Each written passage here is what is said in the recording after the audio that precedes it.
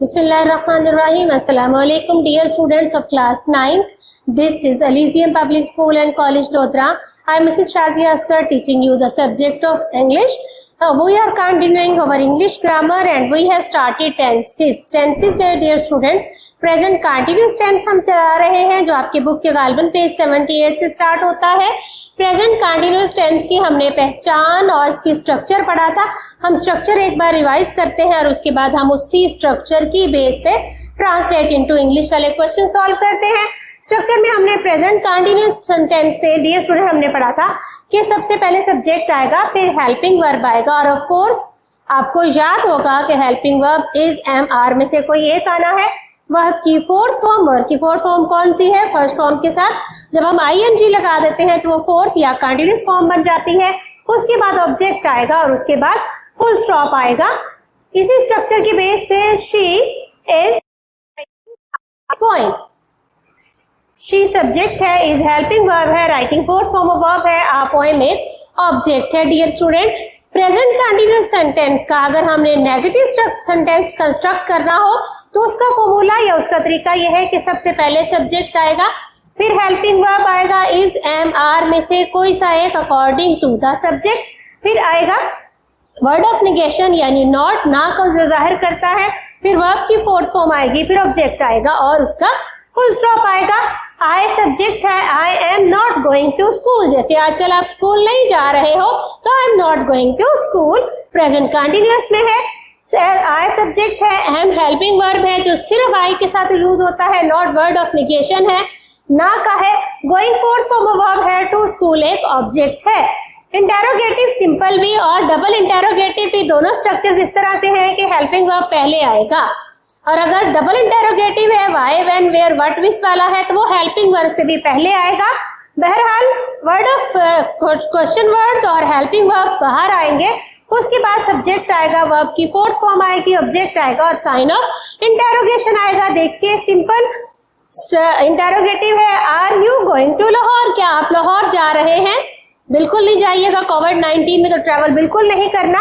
Are helping verb है, subject है you और गोइंग वर्ब की first fourth form, to Lahore object है।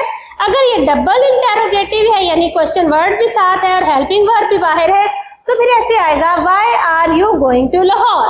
व्हाई वर्ड ऑफ इंटेरोगेशन है, आर हेल्पिंग वर्ब है जो कि इंटेरोगेटिव सेंटेंस में सब्जेक्ट से पहले आना है, उसके बाद यू सब्जेक्ट है, going fourth form of verb है, टू लाहौर ऑब्जेक्ट है और उसके आखिर में साइन ऑफ इंटेरोगेशन।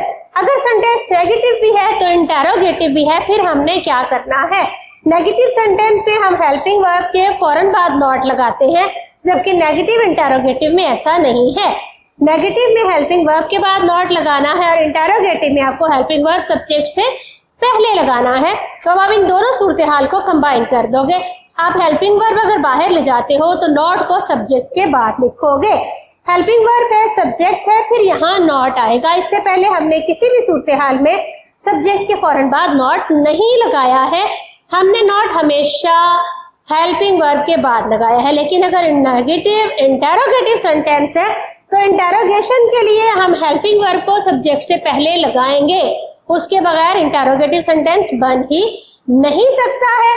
तो फिर ये जो नॉट है ये सब्जेक्ट के बाद आ जाएगा। Is he not attending his classes, क्या वो अपनी क्लासें नहीं ले रहा? जैसे ऑनलाइन बहुत से बच्चे नहीं ले रहे हैं कि जी हमें समझ नहीं आती। Dear students, you are wasting your own precious time. अब अपना बहुत ही कीमती वक्त जाया कर रहे हो। अगर आप इन लेक्चर्स को अटेंड नहीं कर रहे हो या अटेंड कर रहे हो तो सीरियसली नहीं कर रहे, जस्ट लिसन किया, आपने एक दो दफा उसको व्यू किया और उसके बाद उसको छोड़ दिया। आप जो छोड़ रहे हो ये किस टाइम के लिए छोड़ रहे हो? क्यों साथ साथ लर्न नहीं करते हो, मेमोराइज नहीं करते हो? There is quite uncertainty. अभी तक ये डिसाइड नहीं हुआ कि आपके स्कूल कॉलेजेस खुलने हैं तो कब खुलने भी है या नहीं खुलने। अगर आपके स्कूल कॉलेजेस बहुत लेट खुलते हैं और आपका एनुअल एग्जाम 2021 का मार्च में ही होता है तो आपके पास कौन सा टाइम गैप बचा है जिसमें आप सिलेबस को दोबारा पढ़ोगे, याद करोगे? Keep it in your mind कि आपको डेली हार्डवर्क करना है। कोविड-19 के क्राइसिस आया है, जिनको अल्लाह ताला ने इसमें मुब्तला किया है अल्लाह से शिफा दे, शिफा मिन जानिब अल्लाह है। जिनको मुब्तला नहीं किया, और ख़ास तौर पे नौजवान बच्चे जिनमें माशाल्लाह बहुत कम्युनिटी और अल्हम्दुलिल्लाह कोविड-19 उन पे अटैक नहीं करेगा। अल्लाह अपने फजल रखे, अपने हिफ्ज़ व करम में रखे। आप लोग कोशिश करें कि खुद को महफूज रखें, लेकिन बेकार नहीं। Be safe but not idle. Safe रहिए, इडल ना रहिए, क्योंकि इडल अगर आओगे आपकी फैकल्टी को जंग लग जाएगा, आपके टैलेंट खराब हो जाएगा, आपका टाइम वेस्ट हो रहा है, आप अपना सब्जेक्ट शायद याद नहीं कर रहे हो। जब कॉलेज खुलते हैं जुलाई, अगस्त, सितंबर में, व्हेन एवर, जब आपके स्कूल और कॉलेजेस खुलेंगे तो टीचर्स के पास और आपके पास इतना टाइम नहीं है कि आप सब्जेक्ट को फिर से स्टार्ट से पढ़ो।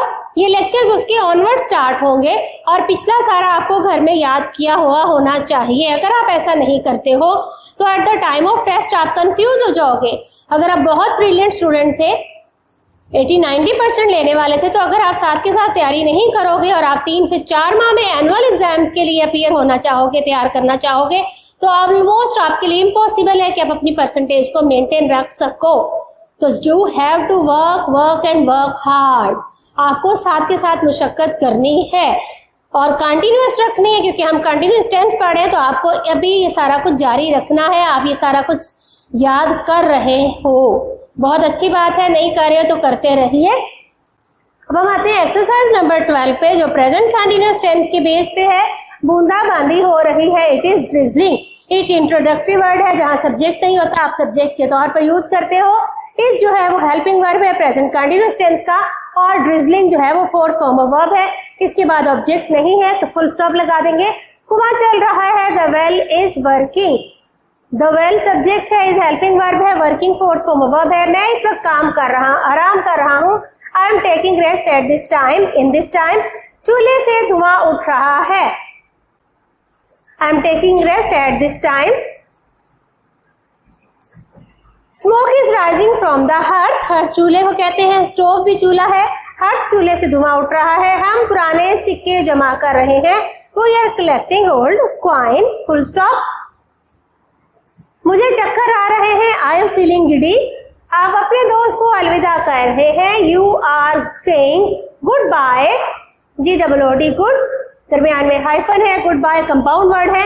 You are saying good bye to your friend, full stop. वो दरिया में गोता लगा रहा है, he is diving into the river. बच्चे बहुत शोर मचा रहे हैं, जैसे आजकल आप मचा रहे होते हो। The children are making a loud noise, Akbar गंदम काट रहा है, अकबर इज रीपिंग व्हीट, औरत दूध उबाल रही है, women is boiling milk. Dear students, इसके बाद सेंटेंस नंबर 12 है, तुलबा स्कूल सजा रहे हैं, जो कि इंशाल्लाह आपका स्कूल खुलेगा एलिसियम तो आप सजाओगे। The students are decorating the school, और स्कूल वैसे ही आपके आने से सज जाता है। वो मुझे मिलने आ रहा है, ही इज कमिंग टू सी मी। हुकूमत नए स्कूल खोल रही है, the government is opening new schools. Pakistan दिन दुगनी रात चुगनी तरक्की कर रहा है, दिन दुगनी रात चुगनी ईडियम है, मुहावरा है, कहावत है उर्दू में भी। Pakistan is making progress by leaps and bounds. Exercise number 13, आप मुझे अपना पता नहीं बता रहे हैं, नेगेटिव सेंटेंस है, जिसमें आपने सबसे पहले सब्जेक्ट लिखना है, फिर हेल्पिंग वर्ब लिखना है, उसके साथ नॉट लिखना है, फिर ऑब्जेक्ट लिख के फिर आपने फुल स्टॉप लगाना है।